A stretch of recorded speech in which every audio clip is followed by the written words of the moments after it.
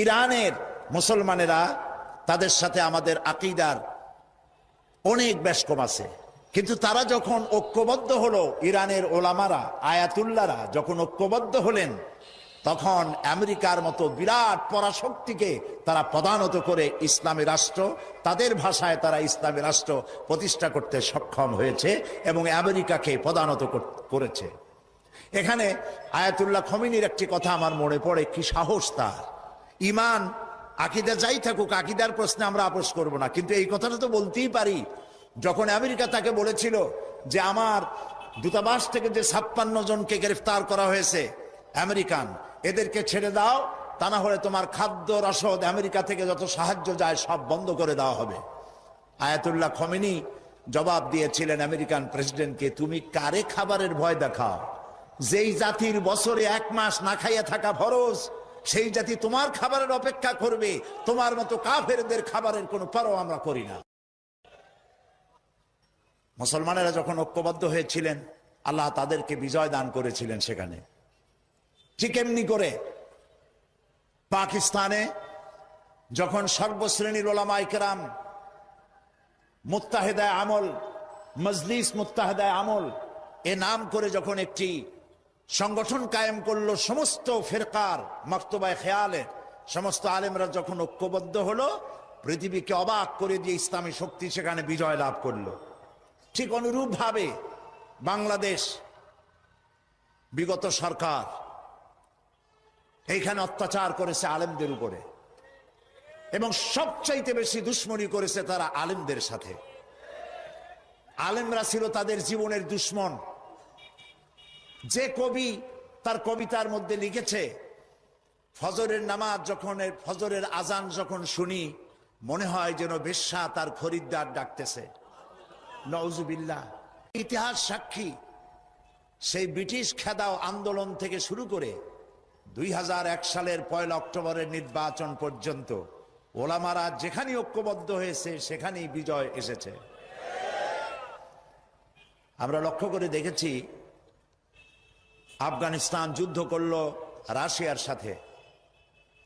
এটি একটি অসম যুদ্ধ ছিল। আমার ভাষা আমি তখন বলতাম যে যুদ্ধ হচ্ছে নবজাতক শিশুর সঙ্গে সিন্দাবাদের বিরাট দৈত্যের সাথে।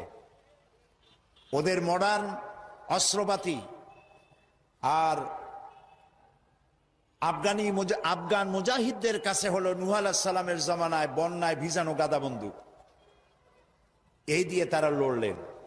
সেই লড়াইয়ে দেখা গেল রাশিয়ার মতো বিশাল দৈত্য কুপকাত হয়ে গেল, আর আল্লাহ তাআলা আফগান মুজাহিদিনদেরকে জিতিয়ে দিলেন।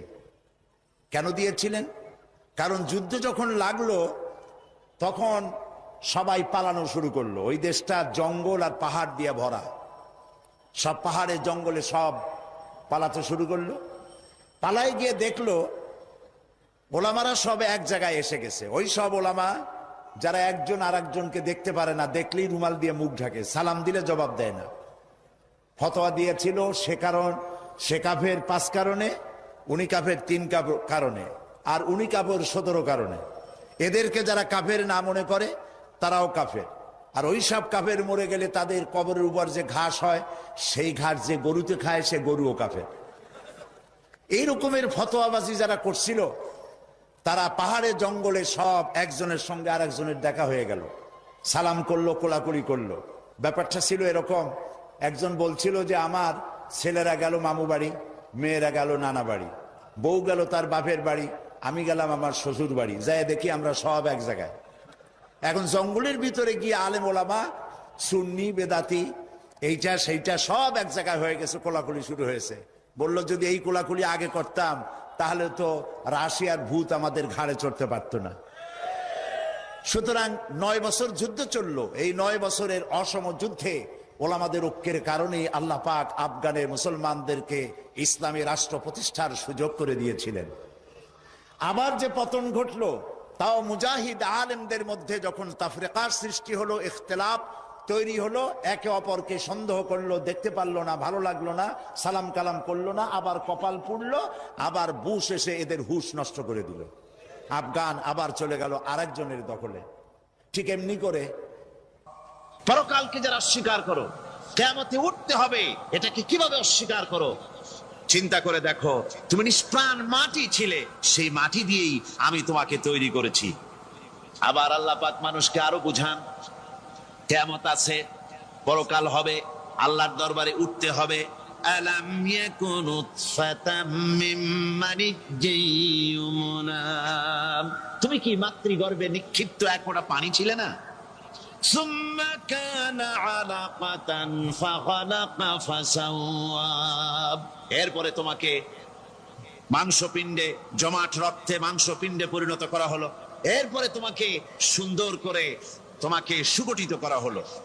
ফাজআলা মিনহু যাওজাইনি যাকারা ওয়াল উনসা, এরপরে মাতৃগর্ভের ভিতরে আমি এটাকে পুরুষ বানালাম, কন্যা সন্তান অথবা পুত্র সন্তানে পরিণত করলাম।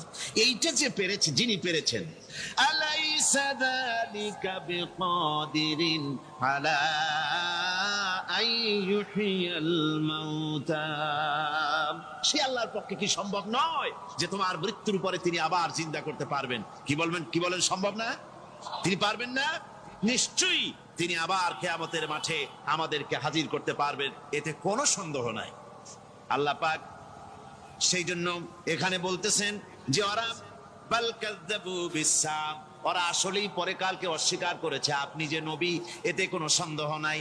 আপনি খানা খান, আপনি বাজারে যান, এটাই মূল আপত্তির বিষয় না। মূল কথা হলো তারা পরকালকে অস্বীকার করেছে। আল্লাহ পাক বলেন ওয়া আন্নাস সাআতা আতিয়াতুন লা রাইবা ফিহা, অবশ্যই সে সময় আসবে, সে কিয়ামত আসবেই, এতে কোনো সন্দেহ নাই। ওয়া আন্নাল্লাহা ইয়াবআসু মান ফিল কুবুর, আর আল্লাহ পাক তিনি কবরের মধ্যে অন্তর্হিত যা কিছু আছে সবাইকে কিয়ামতের দিন আল্লাহ পাক ময়দানে উঠাবেন। কিয়ামতে আল্লাহর দরবারে সকলকে হাজির হতে হবে। আমার বন্ধুগণ, আল্লাহ পাক বলেন وَلَقَدْ خَلَقْنَا الْإِنسَانَ مِنْ سُلَالَةٍ مِنْ طِينٍ, লক্ষ্য করো, তুমি ছিলে মাটির নির্যাস থেকে তোমাকে তৈরি করা হয়েছে। শুধু মাটির নির্যাস থেকে তোমাকে কোনো মডেল ছাড়া, কোনো ধরনের আদর্শ ছাড়া, কোনো ধরনের নমুনা ছাড়া তোমাকে সৃষ্টি করা হলো। সুম্মা জাআলনাহু নুতফাতান ফি কারারিম মাকিন, এরপরে মাতৃগর্ভের একটা অত্যন্ত সুরক্ষিত জায়গায় তোমাকে সংরক্ষণ করা হয়েছিল। সুম্মা খালাকনান নুতফাতা আলাকাতান ফাখালাকনাল আলাকাতা মুদগা, রক্তপিণ্ডকে, নাপাক পানিকে জমাট রক্ত করেছি, জমাট রক্তকে আমি আবার গোশত পিণ্ডে পরিণত করেছি। ফাকাসাউনাল ইযামা লাহমা, এরপরে সুন্দর করে চামড়া দিয়া, গোশত দিয়ে একটা আকৃতি তোমাকে দান করেছি। সুম্মা আনশানাহু খালকান আখারা ফাতাবারাকাল্লাহু আহসানুল খালিকিন, এরপরে সুন্দর একটা বিশেষ একটা আকৃতি দিয়ে তোমাকে আমি সুন্দর করে সুগঠিত করে তোমাকে তৈরি করেছি। সুম্মা ইন্নাকুম বা'দা যালিকা লামাইতুন, এরপরে আমি আল্লাহ রাব্বুল আলামিন তোমাকে মৃত্যু দেব, অবশ্যই তোমাকে মৃত্যুবরণ করতে হবে। সুম্মা ইন্নাকুম ইয়াউমাল কিয়ামাতি তুবআসুন, এরপরে কিয়ামতের দিন আসবে, ওই বিশেষ মুহূর্ত আসবে, সেই নির্দিষ্ট সময় আসবে, ওই কিয়ামতের মাঠে আল্লাহর দরবারে তোমাদের সকলকে উঠতে হবে, কোনো সন্দেহ তাতে নাই। আল্লাহ পাক বলছেন وَأَعْتَدْنَا لِمَنْ كَذَّبَ بِالسَّاعَةِ سَعِيرًا, আমার এই পরকালকে, এই আখিরাতকে, কিয়ামতের দিনকে যারা অস্বীকার করবে, যারা মিথ্যা মনে করবে, আমি তাদেরকে জ্বলন্ত আগুনের শাস্তি তাদের জন্য রেখেছি। জোরে বলেন নাউজুবিল্লাহ। সেই কিয়ামত যে দিনটা আল্লাহ পাক মানুষের জন্য রেখেছেন, সেই কিয়ামতের অবস্থা বড়ই মারাত্মক। মানুষেরা তা জানে না। মানুষ যদি তা বুঝতে পারতো, জানতে পারতো, তাহলে মানুষেরা গুনাহের কাজ করতে পারতো না। আপনারা কি চিন্তা করেন, ওই যে কাফের গুলি মক্কার জীবনে রাসূল পাক সাল্লাল্লাহু আলাইহি ওয়াসাল্লামের মক্কি জিন্দেগিতে যে সমস্ত মানুষগুলি চুরি করত, ডাকাতি করত, জেনা করত, বদমাশি করত, মানুষ হত্যা করত, এই লোকগুলি ফিরে আসলো কিসের কারণে? তাদেরকে এই আখিরাতের কথা বলা হয়েছে, এই পরকালের কথা বলা হয়েছে। কোরআন শরীফে আল্লাহ রাব্বুল আলামিন পরকালের কথা, মৃত্যুর কথা, কিয়ামতের কথা, হাসরের কথা, সিরাতের কথা, মিজানের কথা, মওতের কথা যত বলেছেন, জান্নাতের কথা যত জায়গায় যতগুলা বলেছেন, সবগুলি আয়াতে কারিমা যদি এক জায়গায় করা যায় তাহলে পুরা কোরআন শরীফের 1/3 10 পারার সমান হবে। জোরে বলেন সুবহানাল্লাহ। ইতিহাস সাক্ষী, সেই ব্রিটিশ খেদাও আন্দোলন থেকে শুরু করে 2001 সালের 1 অক্টোবরের নির্বাচন পর্যন্ত ওলামারা যেখানেই ঐক্যবদ্ধ হয়েছে সেখানেই বিজয় এসেছে। আমরা লক্ষ্য করে দেখেছি, আফগানিস্তান যুদ্ধ করলো রাশিয়ার সাথে। এটি একটি অসম যুদ্ধ ছিল। আমার ভাষা আমি তখন বলতাম যে যুদ্ধ হচ্ছে নবজাতক শিশুর সঙ্গে সিন্দাবাদের বিরাট দৈত্যের সাথে। ওদের মডার্ন অস্ত্রপাতি আর আফগান মুজাহিদদের কাছে হলো নূহ আলাইহিস সালামের জামানায় বন্যায় ভিজানো গাদা বন্দুক। এই দিয়ে তারা লড়লেন। সেই লড়াইয়ে দেখা গেল রাশিয়ার মতো বিশাল দৈত্য কুপকাত হয়ে গেল, আর আল্লাহ তাআলা আফগান মুজাহিদিনদেরকে জিতিয়ে দিলেন। কেন দিয়েছিলেন? কারণ যুদ্ধ যখন লাগলো তখন সবাই পালানো শুরু করলো। ওই দেশটা জঙ্গল আর পাহাড় দিয়ে ভরা, সব পাহাড়ে জঙ্গলে সব পালাতে শুরু করলো। পালায় গিয়ে দেখলো ওলামারা সব এক জায়গায় এসে গেছে। ওই সব ওলামা যারা একজন আর একজনকে দেখতে পারে না, দেখলেই রুমাল দিয়ে মুখ ঢাকে, সালাম দিলে জবাব দেয় না। ফতোয়া দিয়েছিল সে কাফের 5 কারণে, উনি কাফের 3 কারণে, আর উনি কাফের 17 কারণে। এদেরকে যারা কাফের না মনে করে তারাও কাফের। আর ওই সব কাফের মরে গেলে তাদের কবরের উপর যে ঘাস হয় সেই ঘাস যে গরুতে খায় সে গরুও কাফের। এই রকমের ফতোয়াবাজি যারা করছিল তারা পাহাড়ে জঙ্গলে সব একজনের সঙ্গে আর একজনের দেখা হয়ে গেল, সালাম করলো, কোলাকুলি করলো। ব্যাপারটা ছিল এরকম, একজন বলছিল যে আমার ছেলেরা গেল মামু বাড়ি, মেয়েরা গেল নানা বাড়ি, বউ গেল তার বাপের বাড়ি, আমি গেলাম আমার শ্বশুর বাড়ি, যাই দেখি আমরা সব এক জায়গায়। এখন জঙ্গলের ভিতরে গিয়ে আলেম ওলামা, সুন্নি বেদাতি, এইটা সেইটা সব এক জায়গায় হয়ে গেছে, কোলাকুলি শুরু হয়েছে। বললো যদি এই কোলাকুলি আগে করতাম তাহলে তো রাশিয়ার ভূত আমাদের ঘাড়ে চড়তে পারতো না।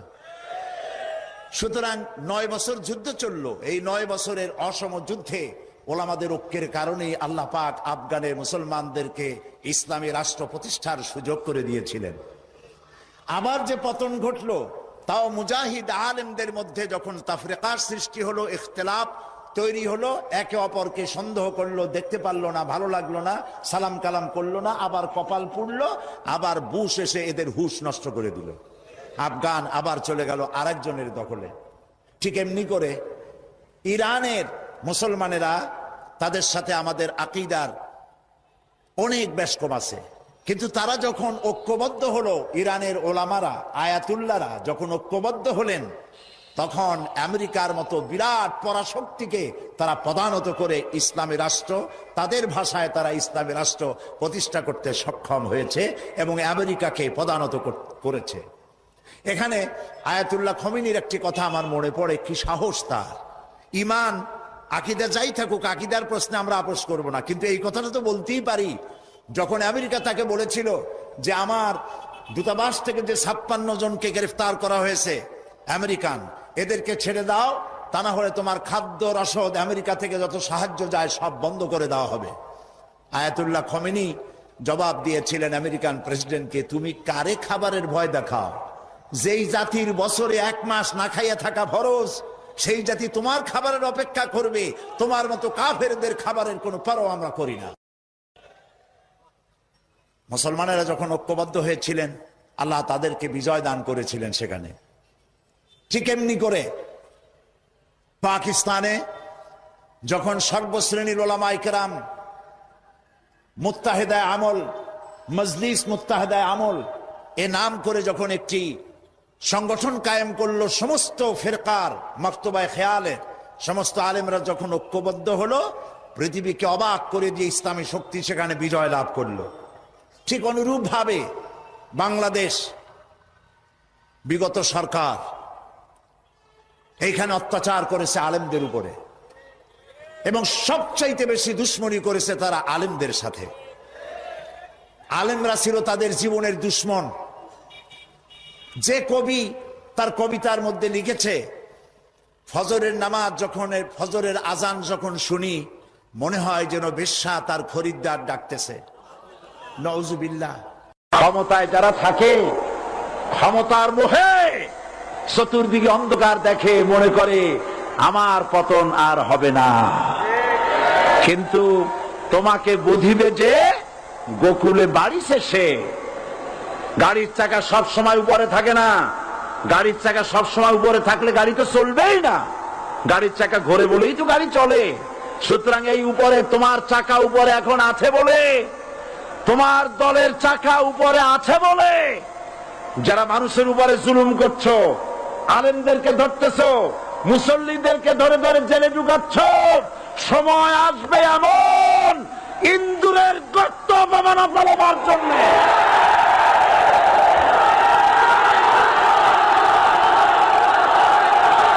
আল্লাহর প্রতি অবিচল বিশ্বাস এবং আস্থার কথা বলেছিলেন শহীদ প্রেসিডেন্ট জিয়াউর রহমান, সেটাকে মুছে ফেলে দিয়ে উনি সেখানে এমন এক আইন মন্ত্রী দিয়েছেন, আমি বলি আমার ভাষায় সরকারকে ভূতে ধরেছে। ভূতের পা নাকি থাকে পেছনের দিকে, সামনে যত এগোতে চায় তত পেছনে চলে যায়। সরকারে কিসে ধরেছে? ভূতে ধরছে। সরকারের মাথার উপরে চেপেছে বামপন্থীরা। बर्बाद गुलिस्तान के लिए एक ही उल्लू काफी है। गुलिस्तान की हर शाख पे उल्लू बैठे हैं, फिर अंजाम गुलिस्तान क्या होगा? ফুল বাগানের ধ্বংস করার জন্য একটা হুতুম পেঁচা যথেষ্ট, কিন্তু হুতুম পেঁচা বসে গেছে প্রত্যেক ডালে ডালে। ফুল বাগানের অবস্থা কি হবে আল্লাহই জানে। শিক্ষা ব্যবস্থায় তিন নাস্তিক বসা। আইন যাকে দেওয়া হয়েছে তিনি আইনের চেয়ারে বসে সব বেআইনি কথা বলতেছেন। তিনি বলতেছেন ধর্ম ভিত্তিক রাজনীতি চলবে না।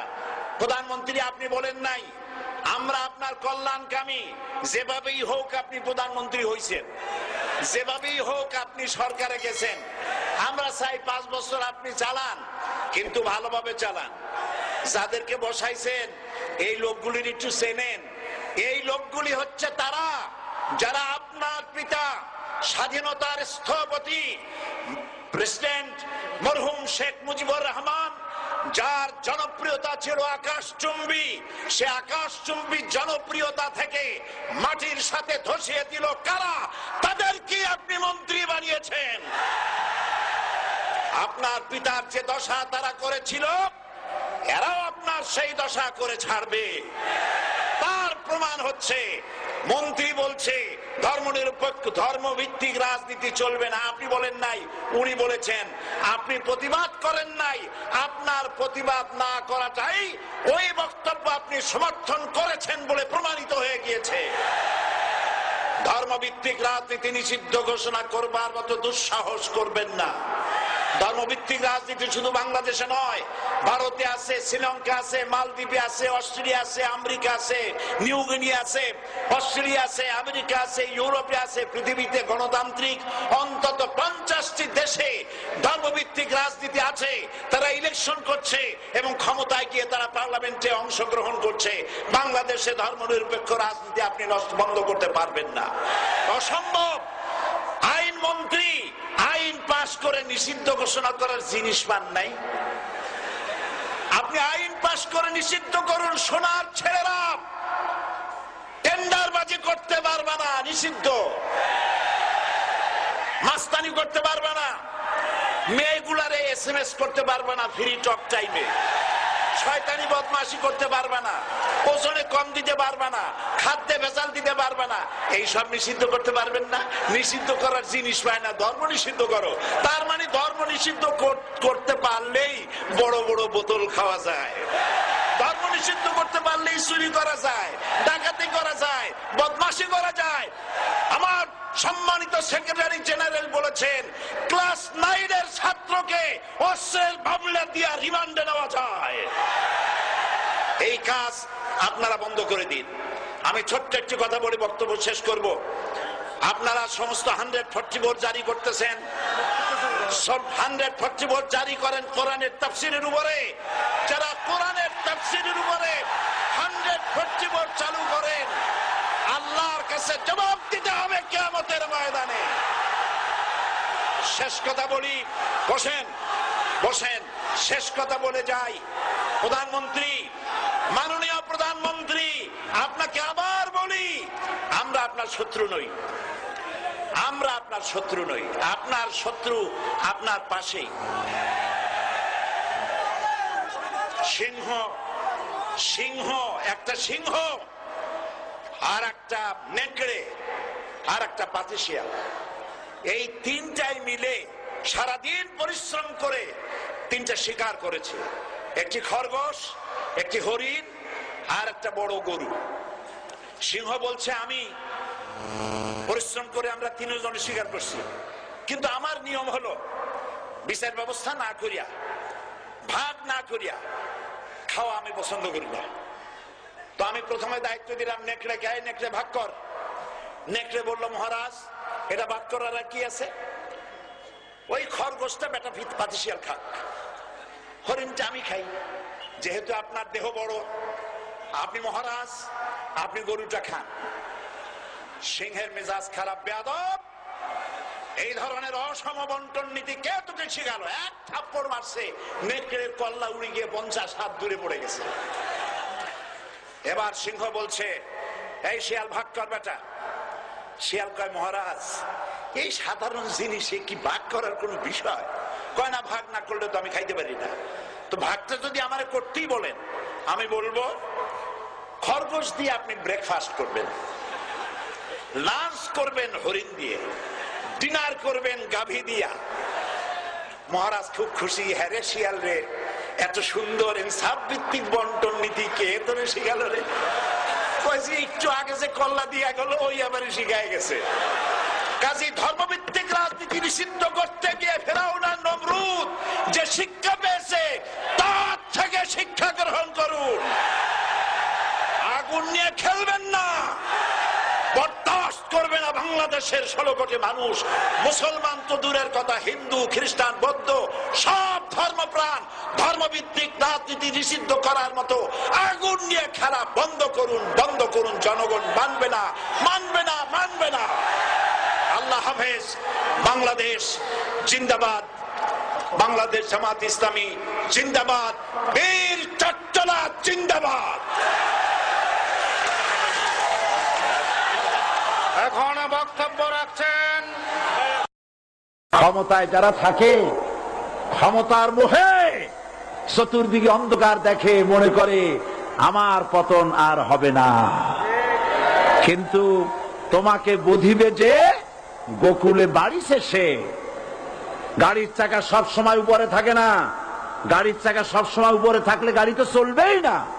গাড়ির চাকা ঘোরে বলেই তো গাড়ি চলে। সুতরাং এই উপরে তোমার চাকা উপরে এখন আছে বলে, তোমার দলের চাকা উপরে আছে বলে যারা মানুষের উপরে জুলুম করছো, আলেমদেরকে ধরতেছো, মুসল্লিদেরকে ধরে ধরে জেলে ঢুকাচ্ছ, সময় আসবে এমন ইন্দুরের গর্ত অপমানা ফেলবার জন্য।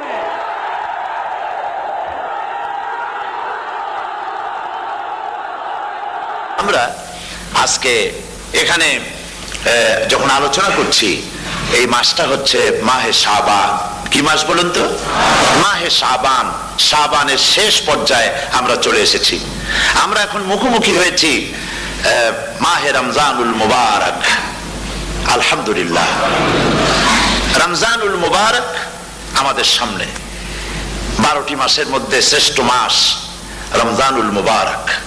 এই পবিত্র মাসকে সামনে রেখে আমরা এখানে আলোচনায় বসেছি। এই মাসটির আল্লাহ পাক এত বরকত দিয়েছেন, এই মাসটি সম্পর্কে রাসূল করিম সাল্লাল্লাহু আলাইহি ওয়াসাল্লাম আখেরি শাবানে খুতবা পেশ করেছিলেন এবং সেই খুতবায় তিনি বলেছিলেন, হে উপস্থিত জনগণ, হে মানব মণ্ডলী, আল্লাহ পাক আমাদের জন্য একটি পবিত্র মাস আমাদেরকে দিচ্ছেন, দান করেছেন, যে মাসটির নাম হচ্ছে রমাদান।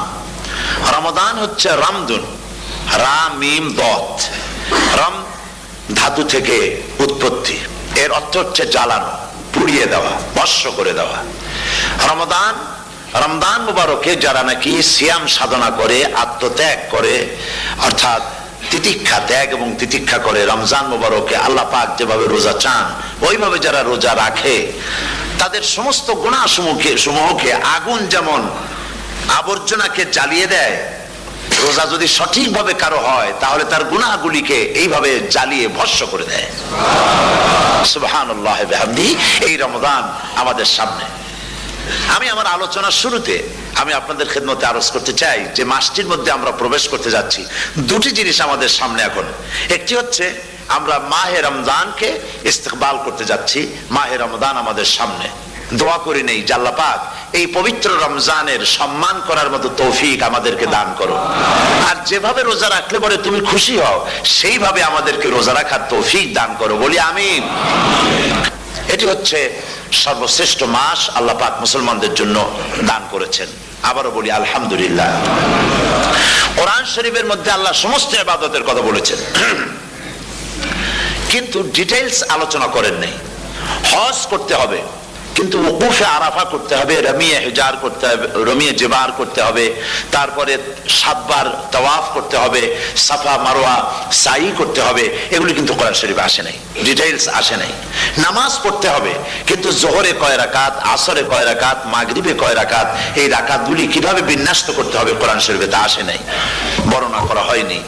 যাকাত দিতে হবে, কিন্তু কত টাকা হলে কত টাকা দিতে হবে, কত মন ধান হলে কতটুকু দিতে হবে, কত ছাগল হলে, কত গরু হলে, কত পরিমাণ সোনা হলে, কত পরিমাণ দ্রব্য মজুদ থাকলে যাকাত দিতে হবে, এর বিস্তারিত বিবরণ কোরআন শরীফে আসে নাই।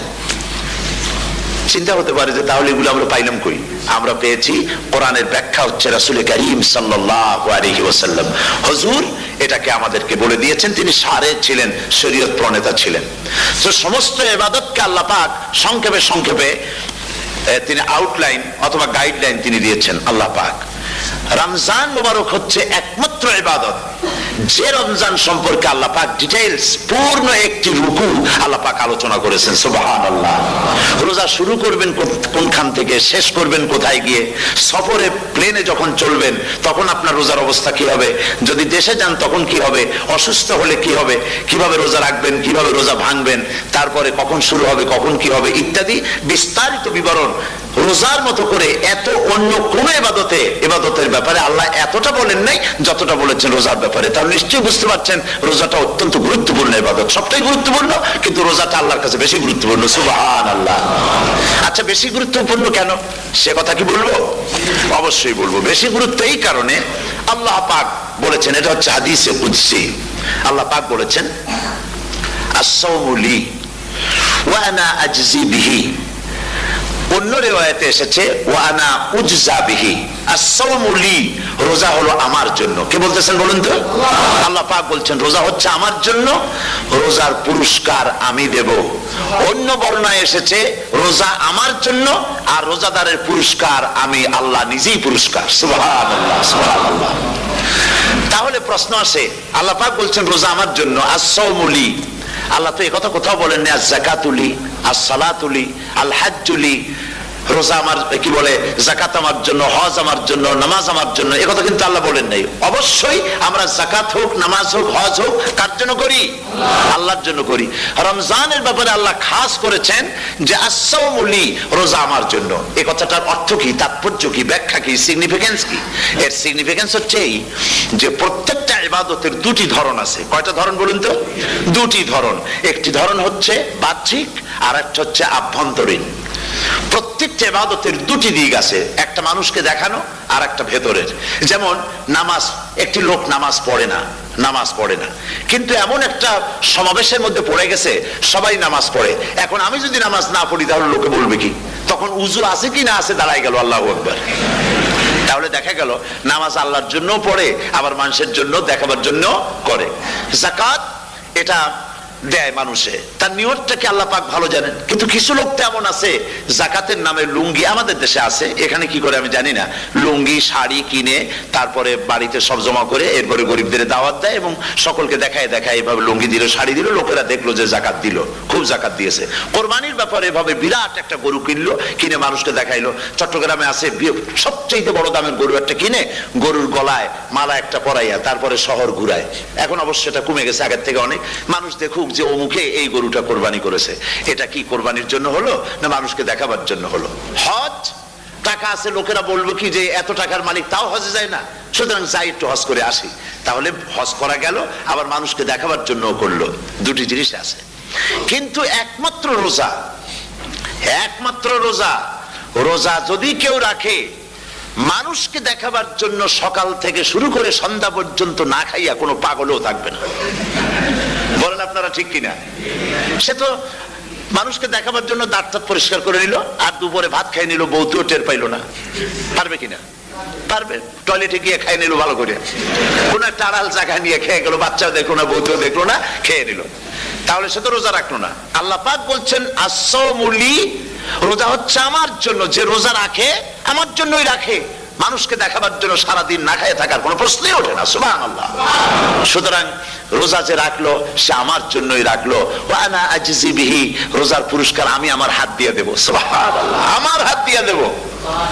ম্যানেজার যদি বলে এই কাজগুলি করলে পরে বেতন, নির্ধারিত বেতন পাবা, আর এইটা যদি করো তাহলে বেতনটা আমি দেবো আমার হাত দিয়া, তাহলে এমপ্লয় যারা তারা বুঝতেই পারবে যে মালিক যখন নিজেই দেবে তাহলে ম্যানেজারের মতো দেবে না, মালিক মালিকের মতোই বড় করে দেবে।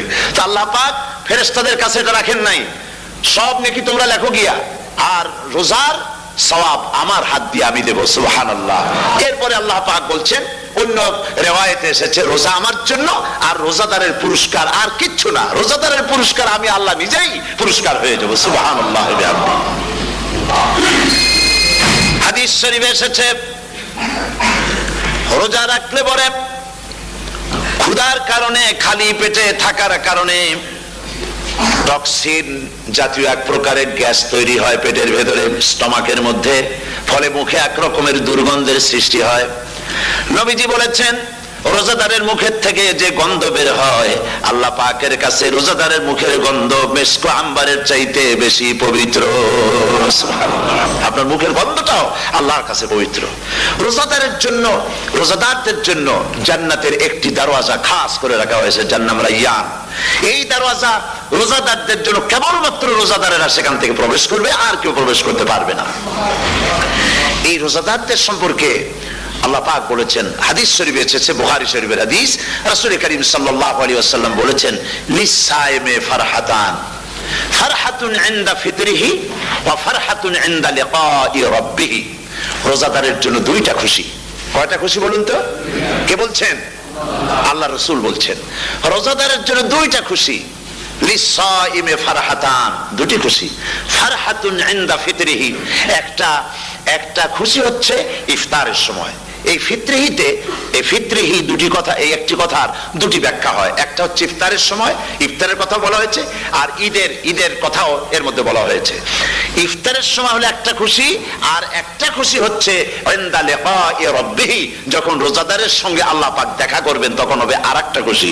তার মানে হচ্ছে রোজাদারদের সঙ্গে স্পেশাল আল্লাহ রাব্বুল আলামিন সাক্ষাৎকারের ব্যবস্থা করবেন। সুবহানাল্লাহ। তাহলে দুটি জিনিস হলো, একটা হলো ইফতারের জন্য দুটা, রোজাদারের জন্য দুটা খুশি, একটা হলো ইফতারের সময়, আর একটা হচ্ছে আল্লাহর সঙ্গে যখন দেখা করবে। তো ইফতারের যে খুশিটা, এই খুশি রোজাদার ছাড়া কেউ বুঝবে না।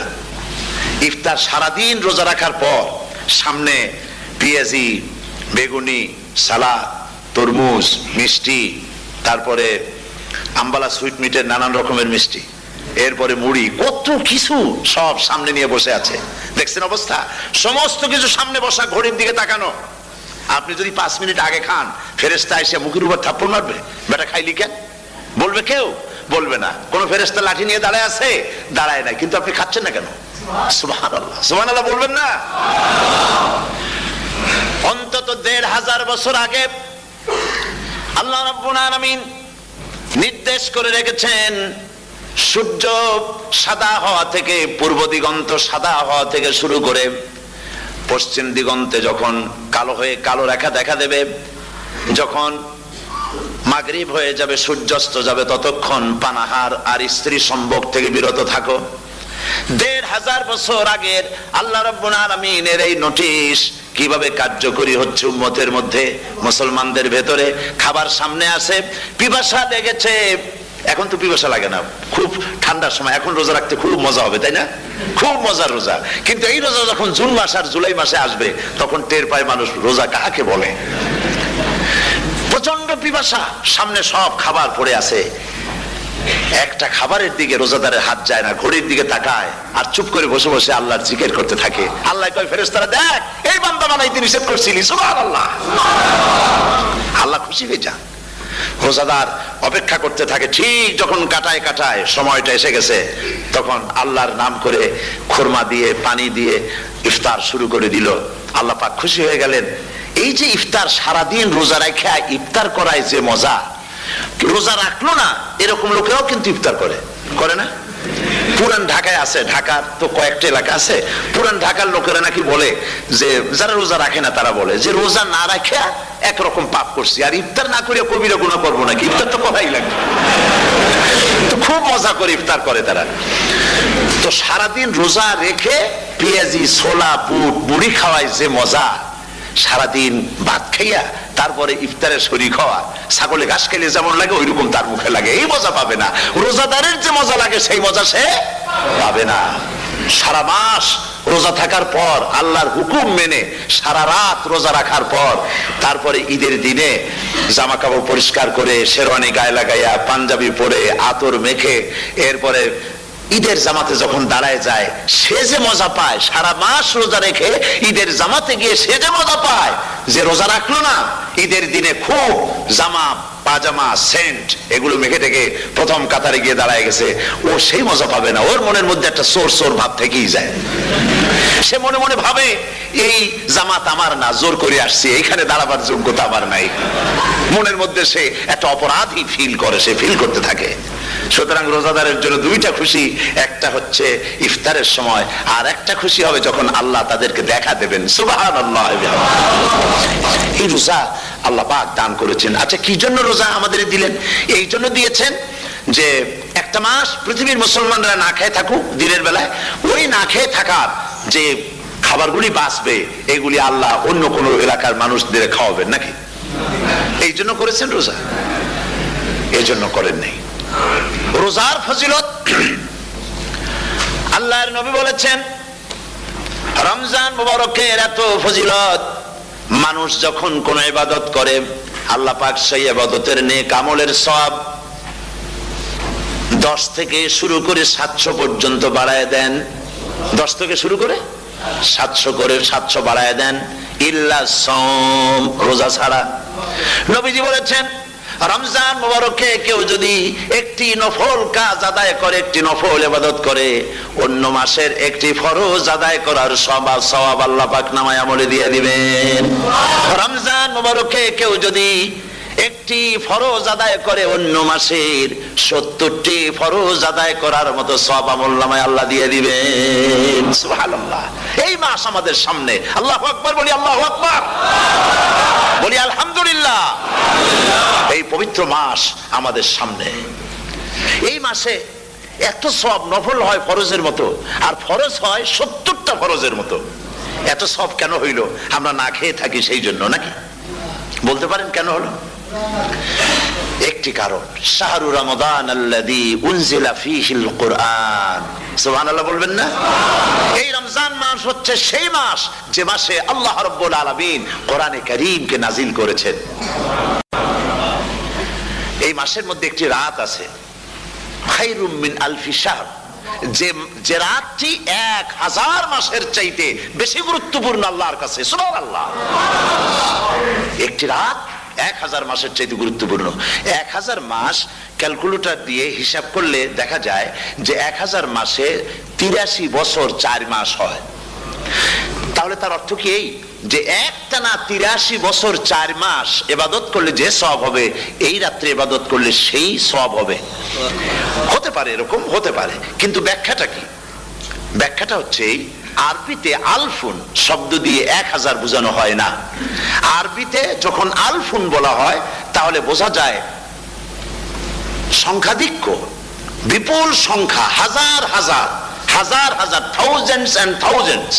এইটাকে বোঝাবার জন্য আরবিতে ব্যবহার করা হয় আলফুন, হাজার